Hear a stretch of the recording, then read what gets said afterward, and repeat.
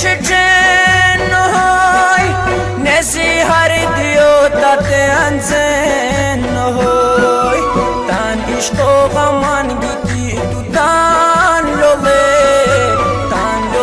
kya halama tare tanye